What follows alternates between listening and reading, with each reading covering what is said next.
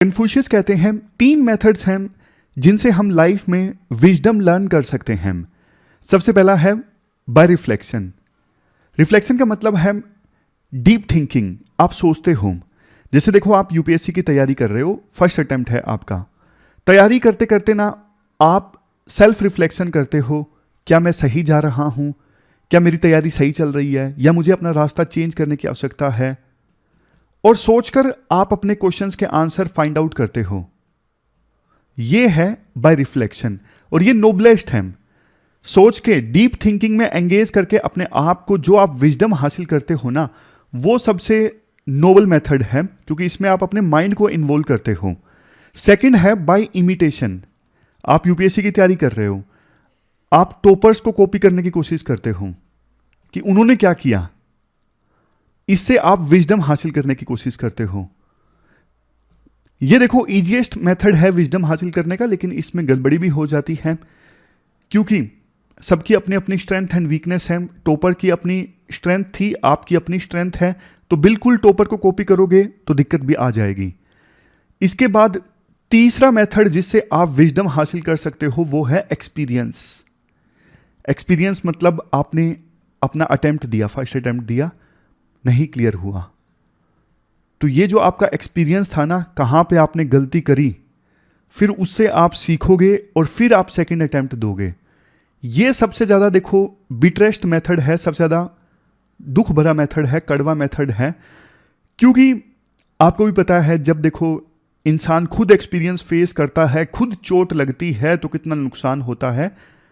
Paper ना clear होने का जो दर्द है वो आप जानते हैं, मैं जानता हूं। तो ये सबसे कड़वा मेथड है खुद के एक्सपीरियंस से सीखना।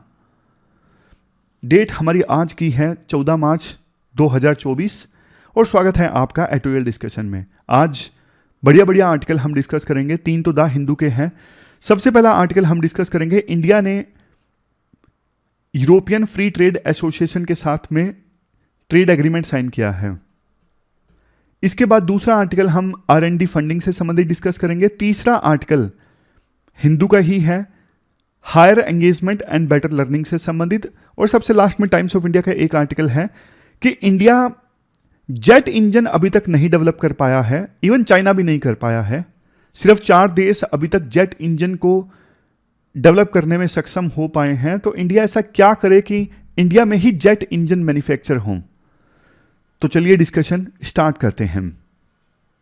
आज के डिस्कशन में फर्स्ट इंपोर्टेंट आर्टिकल, इंडिया ने यूरोपियन फ्री ट्रेड एसोसिएशन के साथ में एक एग्रीमेंट साइन किया है। इंपोर्टेंट आर्टिकल है, आप देखो सिलेबस में जीएस पेपर सेकंड के इस टॉपिक से आर्टिकल को रिलेट कर सकते हो। देखो 2 चीजें हैं। सबसे पहले किसके साथ में एग्रीमेंट साइन हुआ है, यूपीएससी प्री में क्वेश्चन पूछ सकती है, उससे संबंधित डिटेल्स। और दूसरे नंबर पे एग्रीमेंट के प्रोविजंस क्या हैं, और सबसे लास्ट में एग्रीमेंट की सिग्निफिकेंस क्या है या फिर इंप्लीकेशंस क्या हैं। सब सिस्टमैटिक ढंग से डिस्कस करेंगे। सबसे पहली चीज, एग्रीमेंट किसके साथ में साइन हुआ है, यूरोपियन फ्री ट्रेड एसोसिएशन। इसमें 4 देश हैं। कौन कौन से 4 देश हैं, नॉर्वे, आइसलैंड, लिक्टेनस्टाइन और सबसे लास्ट में स्विट्जरलैंड। इसके बाद अब हम एग्रीमेंट से संबंधित डिटेल्स जानते हैं। देखो एक चीज, पिछले 16 सालों से ना नेगोशिएशन बस चली रही थी इस एसोसिएशन के साथ में, यूरोपियन फ्री ट्रेड एसोसिएशन के साथ में, कि एग्रीमेंट कैसे ना कैसे करके कंप्लीट हो जाए। लेकिन 16 साल बाद फाइनली रिजल्ट निकला है। क्या क्या चीजें हैं एग्रीमेंट में? एग्रीमेंट का नाम है टेपा। टेपा मतलब trade and economic partnership agreement. इसमें ना सबसे पहली चीज तो यह डिसाइड हुई है, इंडिया की जो सर्विस कंपनीज है ना, जैसे कोई इंडिया की कंपनी होगी अकाउंटेंसी प्रोवाइड करती है, कोई ऐसी कंपनी होगी जो बैंकिंग सॉल्यूशन प्रोवाइड करती है, टेक्नोलॉजिकल सॉल्यूशन प्रोवाइड करती है। अब उनके लिए ना, उन कंपनीज के लिए इन 4 देशों में काम करना इजी हो जाएगा, क्योंकि इस टेपा एग्रीमेंट में यह डिसाइड हुआ है कि इंडिया की सर्विस कंपनीज के प्रोफेशनल्स के लिए वीजा आसानी से मिल जाएगा। अब जाहिर तौर पे इंडिया के सर्विस प्रोफेशनल्स को अगर वीजा आसानी से मिलेगा इन 4 देशों के लिए, तो इंडिया की कंपनीज वहां पे अच्छे से अपना बेस बना सकेंगी, काम कर सकेंगी और यहां पे इंडिया की कंपनीज, सर्विस कंपनीज अपना बेस बनाएंगी, तो फिर वो यूरोप के दूसरे हिस्सों में भी एक्सपेंड कर सकती हैं आसानी से। यह सबसे बड़ा फायदा है इंडिया को, इंडिया की सर्विस कंपनीज को। अब इसके बाद दूसरा पॉइंट देखो, वैसे इंडिया अपना माल स्विट्जरलैंड में भेजता है। ज्यादातर इंडिया के माल पर ना स्विट्जरलैंड या तो टैरिफ नहीं लगाता है या फिर बहुत कम लगाता है। तो लो टैरिफ का तो इंडिया को ज्यादा फायदा नहीं होगा, बिकॉज ऑलरेडी इंडिया का माल वहां पे एक्सपोर्ट होता है, टैरिफ या तो नहीं है या ना के बराबर है। बट यह कमिटमेंट किया गया है यूरोपियन फ्री ट्रेड एसोसिएशन के द्वारा कि हम इंडिया में $100 बिलियन इन्वेस्ट करेंगे, $100 बिलियन, और आने वाले 15 सालों में इससे 1 मिलियन यानी 10 लाख जो जॉब है वो जनरेट होगी। तो ये देखो सबसे ज्यादा इंपॉर्टेंट पॉइंट है इस पूरे एग्रीमेंट का। चूंकि फ्री ट्रेड जब इंप्लीमेंट होगा, इंडिया को भी टैरिफ कम करना पड़ेगा। इन 4 देशों का माल जब इंडिया में इंपोर्ट होगा, तो इंडिया के जो कंज्यूमर्स हैं वो एक्सपेक्ट कर सकते हैं कि वाइन्स अब सस्ती इंडिया के लिए अवेलेबल होंगी, चॉकलेट्स सस्ती अवेलेबल होंगी। इंडिया में जो प्रोड्यूसर्स हैं वो देखो इन 4 देशों से अब सस्ती मशीनरी इंपोर्ट कर सकते हैं। लेकिन एक चीज, इंडिया देखो इन 4 देशों के माल पर इंपोर्ट टैरिफ जरूर कम करेगा, बट ये चीज ना लिंक्ड है। किस चीज से लिंक्ड है? जो इन देशों ने इस एग्रीमेंट में कमिटमेंट की है कि हम आने वाले सालों में $100 बिलियन इन्वेस्ट करेंगे। तो इंडिया ने कहा कि अगर आप इन्वेस्टमेंट नहीं करोगे ना, फिर हम टैरिफ कम नहीं करेंगे भैया। तो दोनों चीजें इंडिया ने इंटरलिंक कर दी हैं। हम टैरिफ तभी कम करेंगे जब आप इन्वेस्ट करोगे। देखो पूरा इंपैक्ट क्या पड़ेगा इंडिया ने जो ये एग्रीमेंट साइन किया है यूरोपियन फ्री ट्रेड एसोसिएशन के साथ में, ये तो देखो 20 सालों बाद ही पता लगेगा। बट हाँ, एक चीज जरूर है, इंडिया के ऊपर ना काफी समय से ये आरोप लग रहा था, खास करके 2014 के बाद से, कि इंडिया ना फ्री ट्रेड के लिए ओपन नहीं है। इंडिया की पॉलिसीज प्रोटेक्शनिज्म वाली ज्यादा है। इंडिया अपनी डोमेस्टिक कंपनीज को प्रोटेक्ट करता है और दूसरे देशों के साथ में फ्री ट्रेड नहीं चाहता है इंडिया। जैसे देखो, इंडिया एक एग्रीमेंट से बाहर आ गया था, रीजनल कॉम्प्रिहेंसिव इकोनॉमिक पार्टनरशिप। बिल्कुल लास्ट मोमेंट पे इंडिया इस एग्रीमेंट से बाहर आ गया था, तो इंडिया को छोड़ के बाकी 15 देशों ने यह एग्रीमेंट साइन कर लिया था। 2019 की बात है। इसके अलावा बहुत सारे देशों के साथ में इंडिया नेगोशिएट ही कर रहा है काफी समय से फ्री ट्रेड एग्रीमेंट करने के लिए। जैसे यूरोपियन यूनियन के साथ में नेगोशिएशन चल रही हैं, यूके के साथ भी नेगोशिएशन चल रही हैं, ऑस्ट्रेलिया के साथ में इंटरिम एग्रीमेंट जरूर साइन हुआ है, लेकिन कॉम्प्रिहेंसिव फ्री ट्रेड एग्रीमेंट अभी भी साइन नहीं हुआ है। इसके अलावा गल्फ कोऑपरेशन काउंसिल के साथ में फ्री ट्रेड एग्रीमेंट प्रपोज किया गया था 2004 में, लेकिन उसके बाद से अभी तक फाइनल डील साइन नहीं हुई है गल्फ कोऑपरेशन काउंसिल के साथ में फ्री ट्रेड एग्रीमेंट की। अगर देखो इन सब चीजों को देखें तो ये यूरोपियन फ्री ट्रेड एसोसिएशन के साथ में एग्रीमेंट साइन हुआ है ना, ये काफी ज्यादा सिग्निफिकेंट है। ये एक प्रकार से ना सिग्नल देता है बाकी एसोसिएशंस को कि इंडिया ओपन है। इंडिया की नेगोशिएशन स्किल भी मजबूत हुई है इस एग्रीमेंट के बाद। अब ना दूसरे ग्रुप्स और एसोसिएशंस के साथ में फ्री ट्रेड एग्रीमेंट होने की संभावनाएं जो हैं वो बढ़ गई हैं। अब कुछ और इंपॉर्टेंट चीजें देखो, पहली बार इंडिया किसी एग्रीमेंट में इन इश्यूज को शामिल करने पर राजी हुआ है, जैसे labour, human rights, environment and gender. India ना इन इश्यूज पे हमेशा थोड़ा डिफेंसिव रहता है। इंडिया पर आरोप लगते हैं कि इंडिया में लेबर राइट्स अच्छे नहीं है, वर्कर्स का शोषण होता है, ह्यूमन राइट्स का वायलेशन होता है। उसी प्रकार से इन्वायरमेंट एंड जेंडर, इंडिया हमेशा बोलता था कि देखो ये इश्यूज इकोनॉमिक एग्रीमेंट में क्यों शामिल करना। लेकिन खास करके जो यूरोपियन कंट्रीज है ना, वो इन इश्यूज पे काफी ज्यादा फोकस करते हैं और इंडिया मना करता था कि भैया इन इश्यूज को आप इकोनॉमिक एग्रीमेंट में मत शामिल कीजिए। लेकिन अब इंडिया इन इश्यूज को इस एग्रीमेंट में शामिल करने पर राजी हुआ और फाइनली जो एग्रीमेंट साइन हुआ है उसमें इन इश्यूज को जगह दी गई है। इसके अलावा इस एग्रीमेंट में जो सेंसिटिव फार्म प्रोडक्ट्स हैं ना, उनको एग्रीमेंट से बाहर रखा गया है, क्योंकि उनको शामिल किया जाता तो भारत के फार्मर्स को दिक्कत हो सकती थी। गोल्ड इंपोर्ट को अलग रखा गया है इस एग्रीमेंट से। इंडिया स्विट्जरलैंड से काफ़ी गोल्ड इंपोर्ट करता है। इसके अलावा ये 4 देश जो है ना यूरोपियन फ्री ट्रेड एसोसिएशन में जो शामिल है, वो चाहते थे कि इंडिया डेटा एक्सक्लूसिविटी के लिए हाँ भर दे। इंडिया ने कहा नहीं। डेटा एक्सक्लूसिविटी आपको याद होगा, ये कंसेप्ट हमने डिस्कस किया था। जैसे बड़ी बड़ी जो फार्मा कंपनीज है ना, वो R&D करके ड्रग बनाती हैं और काफ़ी डेटा इकट्ठा करती हैं क्लिनिकल ट्रायल करके, कब ड्रग काम करेगी, कैसे काम करेगी, वो सारा डेटा। तो बाद में जब पेटेंट खत्म हो जाता है, जेनरिक कंपनीज फिर उन ड्रग्स को मैन्युफैक्चर करती हैं।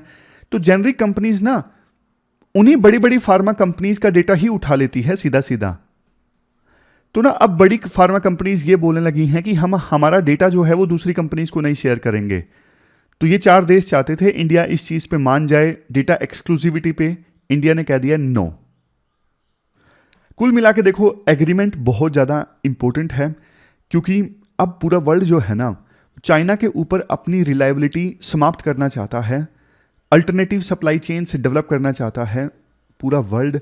और उस दिशा में इंडिया एक इंपॉर्टेंट डेस्टिनेशन है। इंडिया को भी पता है कंपटीशन काफ़ी ज़्यादा है। वियतनाम, इंडोनेशिया जैसे जो देश है ना, वो इंडिया के अल्टरनेटिव के तौर पे, बल्कि इंडिया से भी ज़्यादा इन्वेस्टमेंट वियतनाम में आई है। तो इंडिया को जल्दी से काम करना होगा। जो भी प्रॉब्लम्स है ना इन्वेस्टमेंट अट्रैक्ट करने में, वो प्रॉब्लम्स दूर करनी होगी, ताकि इंडिया चाइना का विकल्प बन के उभरे पूरे वर्ल्ड में। यही मौका है इंडिया के पास। अगर ये मौका गवा दिया तो बाद में फ्यूचर में पता नहीं मौका फिर कब आएगा। तो ये पूरा आर्टिकल हमने डिस्कस किया। चलते हैं आगे। इसके बाद नेक्स्ट आर्टिकल देखो, R&D से संबंधित है। आप सिलेबस में GS पेपर सेकंड के इस टॉपिक से आर्टिकल को रिलेट कर सकते हो। कंटेक्स्ट तो देखो ये है, सरकार ने ना 2024-25 के इंटरिम बजट में ये अनाउंस किया कि हम 1 लाख करोड़ रुपए खर्च करेंगे देश में R&D के लिए, ताकि साइंस एंड टेक के मामले में देश को पूरे वर्ल्ड में टॉप लीडर के तौर पे इस्टेब्लिश किया जा सके। इस आर्टिकल में ना काफी सारा डेटा दिया गया है। थोड़ा इंटरेस्टिंग ढंग से इस आर्टिकल को कवर करते हैं ताकि आपके दिमाग में छप जाए। देखो, लाल बहादुर शास्त्री जी ने नारा दिया था जय जवान जय किसान। वाजपेयी जी ने नारा दिया जय जवान जय किसान जय विज्ञान। प्रधानमंत्री मोदी ने इसमें ऐड कर दिया जय अनुसंधान।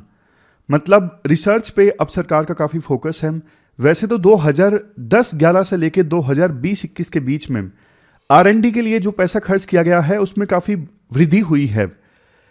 जैसे 6,01,968 मिलियन ये रुपीस में पैसा है, और उसके बाद 2020-21 में 12,73,810।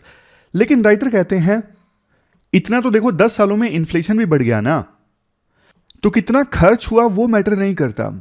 परसेंटेज ऑफ GDP के हिसाब से कितना खर्च हुआ वो मैटर करता है। अगर देखो आप दूसरे देशों से कंपेयर करोगे ना, इंडिया परसेंटेज ऑफ GDP सबसे कम खर्च करता है। अगर मेजर कंट्री से हम डेवलप करें तो इंडिया सबसे कम परसेंटेज ऑफ GDP खर्च करता है R&D के लिए। जैसे US देखिए 3.5% ऑफ GDP R&D के लिए खर्च करता है। साउथ कोरिया 4.8%, जर्मनी 3.1%, चाइना 2.4% और इंडिया सबसे कम 0.64%। तो ये टेबल्स के माध्यम से आपको आसानी से समझ में आ रहा है, चीजें याद रह जाएंगी। अब दूसरा डेटा देखिए, इतना कम खर्च करने के बावजूद हमने देखो इतना बेकार नहीं किया है R&D में। जैसे राइटर कहते हैं एनुअली जितने PhD ग्रेजुएट्स इंडिया से निकलते हैं ना, उनकी संख्या है 40,813। 2020-21 का डेटा है। तो PhD ग्रेजुएट्स प्रोड्यूस करने के मामले में इंडिया पूरे वर्ल्ड में तीसरे नंबर पे है। जितना रिसर्च पब्लिकेशन से इंडिया में हुआ 2022 का डेटा 3 लाख प्लस। तो रिसर्च पब्लिकेशंस के मामले में भी इंडिया पूरे वर्ल्ड में तीसरे नंबर पे है। कितने पेटेंट्स ग्रांट किए गए इंडिया से? 30,490। इस मामले में इंडिया पूरे वर्ल्ड में 6वें नंबर पे है। नेक्स्ट चीज, एक सबसे बड़ी दिक्कत जानते हो क्या है? सबसे बड़ी दिक्कत यह है हमारे देश में ना सरकार सबसे ज्यादा पैसा खर्च करती है R&D के लिए, लेकिन दूसरे देशों में ना प्राइवेट कंपनीज ज्यादा खर्च करते हैं। जैसे ये देखिए, चाइना में 70% से ज्यादा जो पैसा खर्च किया गया ना प्राइवेट कंपनीज के द्वारा खर्च किया गया R&D में। जापान में भी मोर देन 70%, लेकिन इंडिया में सिर्फ 37%। इंडिया में कौन कितना खर्च करता है R&D में, उसका डेटा आप देखिए। Central government 43.7%, state governments 6.7%, higher education institutions 8.8%, public sector industry यानी PSUs 4.4%। तो ये सब आप गवर्नमेंट मान लीजिए, गवर्नमेंट का खर्चा है। और प्राइवेट सेक्टर कितना खर्च करता है? सिर्फ 36.4%। सरकार ने देखो अपनी तरफ से स्टेप्स लिए हैं R&D को प्रमोट करने के लिए, जैसे national deep tech startup policy है। इस पॉलिसी का मकसद ये है प्राइवेट सेक्टर को इंसेंटिवाइज करना कि वो R&D में ज़्यादा एंगेज हों। नेक्स्ट है अनुसंधान नेशनल रिसर्च फाउंडेशन एक्ट। इसका मकसद ये है हमारे देश में हायर एजुकेशन इंस्टीट्यूशंस में जो रिसर्च एंड डेवलपमेंट का इकोसिस्टम अच्छा नहीं है उसे मजबूत करना। और 1 लाख करोड़ इस साल के इंटरिम बजट में अनाउंस किए, वो तो हमने शुरुआत में डिस्कस किया। मकसद R&D इकोसिस्टम को सपोर्ट करना। अब एक बार ये भी देख लीजिए सरकार अपने डिपार्टमेंट्स में से किस किस को ज़्यादा पैसा देती है एलोकेटेड R&D बजट में से। DRDO को जाता है 30.7%, डिपार्टमेंट ऑफ स्पेस को 18.4%, ICR यानी agriculture Indian council of agriculture research को 12.4% और डिपार्टमेंट ऑफ एनर्जी को जाता है 11.4%। अब एक टेबल के माध्यम से ही, वैसे देखो ये सब हम डिस्कस करते उससे अच्छा टेबल्स में पॉइंट्स कंपाइल करने से थोड़ा ज़्यादा सही हो गया। चैलेंजेस भी कंपाइल कर दिए। क्या क्या चैलेंजेस हैं? सबसे पहले लो प्राइवेट सेक्टर इन्वॉल्वमेंट, जैसा हमने डिस्कस किया, बाकी देशों में ज़्यादा है, इंडिया में कम है। Insufficient industry academia collaboration, universities और इंडस्ट्रीज़ के बीच में कोलैबोरेशन बहुत कम होता है, दूसरे डेवलप कंट्रीज़ में ज़्यादा होता है। इनएक्विटेबल फंड डिस्ट्रीब्यूशन, जैसे देखो किसी इंस्टीट्यूशन को ज़्यादा दे दिया, किसी को कम दे दिया, बांट के नहीं दिया, ये भी एक बड़ा चैलेंज है। मतलब जितना फंड एलोकेट किया वो भी उसका डिवीजन अच्छे से नहीं हुआ फर्दर कि कौन से संस्थान को कितना जाएगा। लैक ऑफ इंटरडिसिप्लिनरी कोलैबोरेशन, जैसे देखो अब ये डिपार्टमेंट है DRDO, department of space, department of atomic energy, इन सब के बीच में बेटर कोलैबोरेशन होना चाहिए ना, वो थोड़ा कम दिखता है। नेक्स्ट मीटिंग ग्लोबल स्टैंडर्ड्स, देखो R&D में ना ग्लोबल स्टैंडर्ड्स को अपहोल्ड करना जरूरी है। ऐसा ना हो कि हम जो प्रोडक्ट बनाएं वो घटिया क्वालिटी के हों। बढ़िया रिसर्च होनी चाहिए और उस रिसर्च की बढ़िया कॉमर्शियल एप्लीकेशन भी होनी चाहिए। Next comparatively lower R&D expenditure as a percentage of GDP, percentage of GDP के हिसाब से कम है हमारा खर्चा, वो हमें पता ही है, 0.64% है। सजेशन क्या है? प्रॉब्लम पता हो तो देखो सजेशन तो हम निकाल ही लेते हैं। प्राइवेट सेक्टर की इन्वेस्टमेंट ज़्यादा होने चाहिए, इसके लिए प्राइवेट कंपनीज को सरकार इंसेंटिवाइज कर सकती है, टैक्स वगैरह से छूट दे सकती है। यूनिवर्सिटीज़ और कॉलेजेस की जो रिसर्च कैपेबिलिटीज़ हैं उसे मजबूत बनाया जाए, वहाँ पे बढ़िया इंफ्रास्ट्रक्चर हो, क्वालिटी रिसर्च होनी चाहिए। इंश्योर इक्विटेबल फंड डिस्ट्रीब्यूशन, मतलब अलग अलग संस्थानों को और लैब्स को इक्विटेबल फंड डिस्ट्रीब्यूट होना चाहिए। ऐसा नहीं किसी लैब को तो बहुत ज़्यादा मिल गया और किसी लैब को नाम मात्र का। इंटरडिसिप्लिनरी कोलैबोरेशन होना चाहिए, अलग अलग डिपार्टमेंट्स के बीच रिसर्च में कोलैबोरेशन होना चाहिए। Next research quality global standards के हिसाब से होनी चाहिए। डेवलप कंट्रीज से हम सीख सकते हैं वहाँ पे R&D का कैसा इकोसिस्टम है। नेक्स्ट टारगेटेड पॉलिसीज इंप्लीमेंट करने की आवश्यकता है। टारगेटेड पॉलिसीज मतलब रिसर्च में जो स्पेसिफिक चैलेंजेस हैं उनको एड्रेस करने के लिए पॉलिसीज, ताकि इंडिया में R&D का जो पोटेंशियल है उसे अचीव किया जा सके। और सबसे लास्ट में अलग अलग स्टेक होल्डर्स के बीच में कोलैबोरेशन होना चाहिए, जैसे सरकार, प्राइवेट कंपनीज, एकेडमिया, इंडस्ट्रीज, सब के बीच में कोलैबोरेशन होना चाहिए। तो ये सारे पॉइंट्स कंपाइल करके हमने सजेशन के तौर पे डिस्कस कर लिए। अब इसके बाद जो आर्टिकल है ना वो हायर एंगेजमेंट और बेटर लर्निंग से संबंधित है। आप GS पेपर सेकंड के इस टॉपिक से आर्टिकल को रिलेट कर सकते हो। देखो हमारे देश में ना अब 14 से लेके 18 के बीच का जो एज ग्रुप है ना बच्चों का, इसमें ऑलमोस्ट अब यूनिवर्सल इनरोलमेंट है। मतलब इस एज ग्रुप में जो भी बच्चे हैं ना वो स्कूल में अपने आप को इनरोल तो करवाते हैं। तो इनरोलमेंट अब चैलेंज नहीं है, पहला चैलेंज इनरोलमेंट हुआ करता था, बट अब एक बड़ा चैलेंज है लर्निंग डेफिसिट। मतलब बच्चे स्कूल में आके भी टेक्स्ट बुक को रीड नहीं कर पाते, समझ नहीं पाते क्या लिखा हुआ है, यह सबसे बड़ा चैलेंज है। और जानते हो चैलेंज क्यों है? क्योंकि ना बच्चे रेगुलर स्कूल नहीं जाते। स्कूल क्यों नहीं जाते रेगुलर? क्योंकि ना बच्चे डिसइंटरेस्टेड हो जाते हैं, उन्हें इंटरेस्ट नहीं आता स्कूल जाने में, डिमोटिवेट हो जाते हैं, बोरिंग लगता है उनको स्कूल जाना कि यार बिठा दिया स्कूल में। मतलब सच्ची बताऊं तो हम सब ने भी ऐसा कभी ना कभी फेस किया ही होगा कि स्कूल जाने का मन नहीं है बिल्कुल भी, यार बोर करते हैं, स्कूल में बिठा देते हैं। ऐसा क्यों होता है? क्योंकि हमारे देश में ना लर्निंग इकोसिस्टम बहुत ही घटिया है सच में। पहले भी हमने ऐसा इशू डिस्कस किया था। टीचर जैसे ब्लैक बोर्ड पे लिख देते हैं, आज जो पढ़ना है ब्लैक बोर्ड पे लिख दिया, वैसा का वैसा ही ब्लैक बोर्ड पे जो लिखा है स्टूडेंट्स अपनी नोटबुक में कॉपी कर लेते हैं। टीचर्स का ना स्टूडेंट के साथ में एंगेजमेंट बहुत कम है। टीचर कुछ क्वेश्चंस भी पूछते हैं, क्लास में कुछ बच्चे उन क्वेश्चंस का आंसर देते हैं जो होशियार बच्चे होते हैं, लेकिन ज्यादातर बच्चे चुप रहते हैं, उनकी कोई एंगेजमेंट नहीं होती क्लास में। उनकी कोई एंगेजमेंट नहीं होती तो वो बोर फील करते हैं, अलग थलग महसूस करते हैं। समझ गए? और जानते हो टीचर्स, जब ये होता है ना बच्चे कम आते हैं स्कूल में, तो टीचर्स भी बोर हो जाते हैं। मतलब उन्हें भी लगता है कि यार इतने कम बच्चे आते हैं, मोटिवेशन बहुत कम है, इसलिए टीचर्स की अटेंडेंस भी कई बार कम हो जाती है। तो कायदे से ना नए लर्निंग मेथड्स को अब स्कूल्स में अपनाने की आवश्यकता है। अपनाएगा कौन? टीचर्स। लेकिन सबसे बड़ी दिक्कत यह है, टीचर्स की खुद की पढ़ाई इन्हीं स्कूल्स में हुई है। मतलब टीचर्स जब बच्चे थे ना, उनको भी ऐसा ही पढ़ाया गया है। तो टीचर्स नए मेथड्स कैसे अपना लें? उनको आते ही नहीं नए मेथड्स, समझे? तो अब होना क्या चाहिए? सरकार कहती है, मतलब राइटर कहते हैं, सबसे पहले ना आप टीचर्स को ट्रेन करो।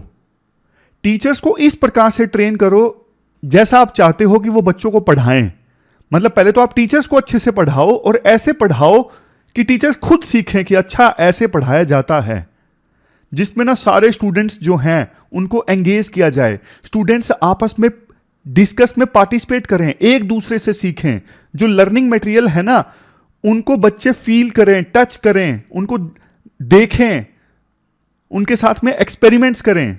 मतलब जितना ज्यादा प्रैक्टिकल ढंग से समझाया जाएगा उतना ही बच्चे ज्यादा एंजॉय करेंगे लर्निंग प्रोसेस को, ना कि अभी जो रट्टा मारने की प्रक्रिया चलती है। टीचर सब कुछ ब्लैक बोर्ड पर लिख देता है, बच्चे नोट कर लेते हैं और बोल देता है टीचर के घर से रट्टा मार के आना। ऐसे देखो देश सुपर पावर नहीं बनेगा। और अगर यही चलता रहा जैसा कि अभी चल रहा है, तो लर्निंग आउटकम हमारे देश में नहीं इंप्रूव होने वाली है। तो सबसे इंपॉर्टेंट है, पहले आप टीचर्स को ट्रेन करो, टीचर्स को सपोर्ट करो। मानता हूं कि देखो बहुत सारे टीचर्स डिसइंटरेस्टेड होते हैं ट्रेनिंग में, बोलते हैं कि यार खामा का झंझट है। लेकिन ज्यादातर जो टीचर्स है ना, वो देखो इसे पॉजिटिव वे में ही लेते हैं। वो भी चाहते हैं कि बच्चा वास्तव में सीखें अगर हम पढ़ा रहे हैं तो। राइटर कहते हैं, देखो ऐसा क्लासरूम आप इमेजिन कीजिए जहां पे टीचर ना रैंडमली किसी भी बच्चे से क्वेश्चन पूछ लेता है, और इससे ना सभी बच्चे अलर्ट रहते हैं, क्यूरियस रहते हैं, अटेंटिव रहते हैं, हमारी बारी आ जाएगी।